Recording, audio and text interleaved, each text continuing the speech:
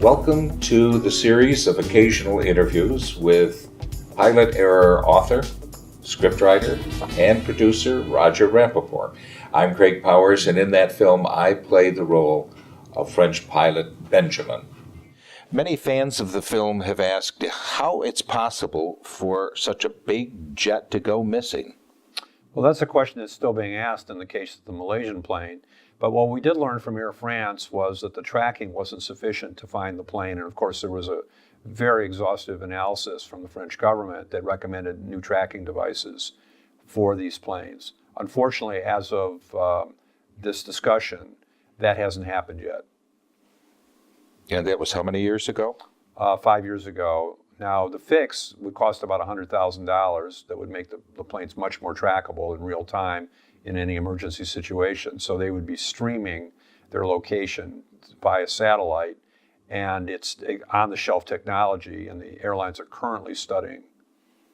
$100,000 per airplane. Right. Now, you might ask the question, well, why haven't they just jumped on it since they know tracking can be a problem? Yes. And the way the industry works is nothing happens unless everybody decides to do the same thing. So they all bear the same expense. That's just aviation. Inertia. Exactly. And Malaysia Air 370, lost in March of 2014, is still missing despite a vast international hunt. Well, the problem with that jet is that there were so many things that went wrong. Now, that plane was being tracked on radar, which was not the case with the Air France plane, but there was a sort of once in a lifetime, we've never seen this happen before, where the transponders on the plane were turned off. I know pilots have been flying professionally for 25 years or more, and they wouldn't know how to turn off the transponders that allow the radar to track it. So it's very unusual that this event happened, and there's been a lot of speculation about what would have triggered that. Obviously, an explosion of some kind of electrical failure, sabotage, some form of hijacking. But that's the problem with the lack of tracking through satellites, which would be automatic and would not be able to be defeated. And of course, that's an important modification that's being studied right now. Is there radar tracking on all airplanes? Only over land and within 100 to 150 miles of coastal radar installations. So planes over the ocean have a much harder time being tracked. Now, in the case of the Air Asia plane, which was being tracked over the Java Sea, it still took them several weeks to find it, even though they did have a positive radar track on it. Isn't it possible to stream the plane's location via satellite? Right, and that technology has been tested and proven, and it is on some planes, but until it really happens, we'll never have the peace of mind of knowing that when one of these planes falls down, that the passengers can be saved as they were in the Hudson River crash in 2008, where they got to the plane in time. Now, that wouldn't necessarily happen on every case, but it would be nice to know that if there were survivors, they could be picked up. That everything had been done. Correct. To be in touch with them. Why don't all planes have tracking? Well, the primary reason is that the International Civil Aviation Authority organization has to approve this, and they are in fact studying this right now, and hopefully we'll come up with a new standard that will make that happen. What is happening with the regulation, and why haven't they pressed it? Well, they've had a number of meetings in Montreal where the International Civil Aviation Organization is headquartered, trying to determine what new standard to apply and what equipment they're going to use. So they're looking at the best global solution, of which there are many. They want to be sure that it really works effectively.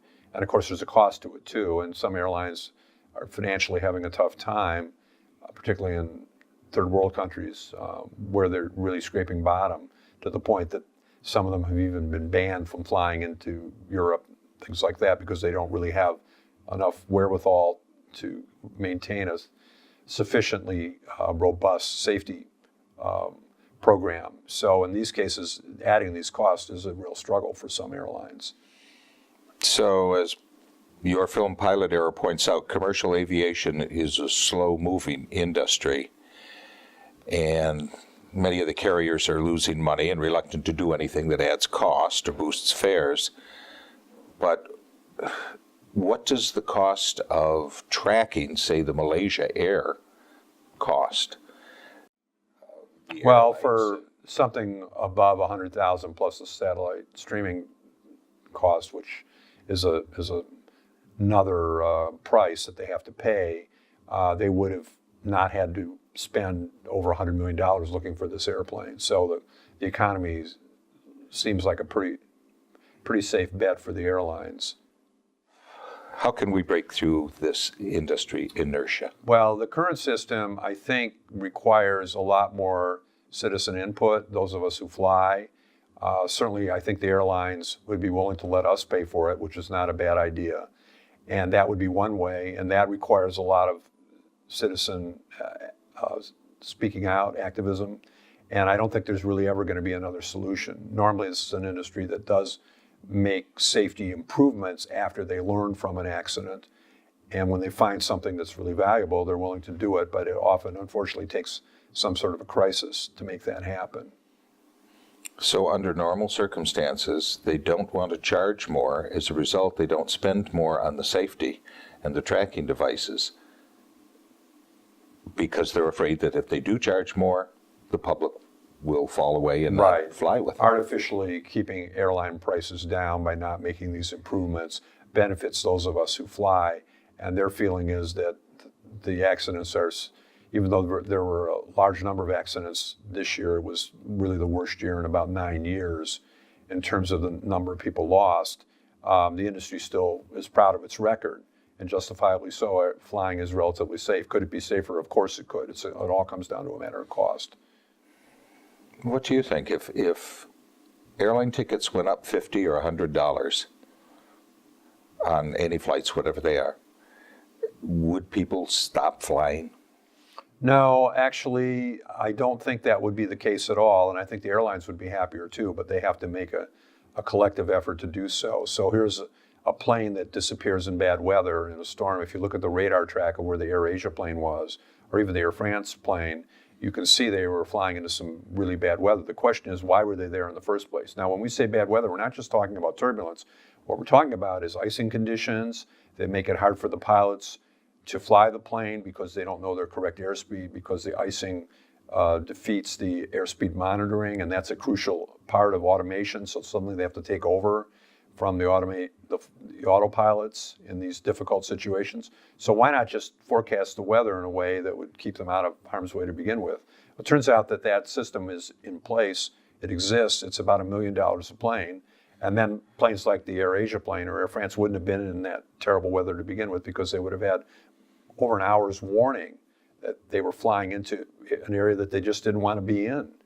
And that could be done within the year. But our government, which had a pilot program on this, decided to abandon it. An airplane with over 200 people on it sinks to the bottom of the Atlantic. The best search crews in the world can't find it, and you don't want to cover this story? But we've already covered it with stories from the AP, the New York Times Wire Service, Reuters.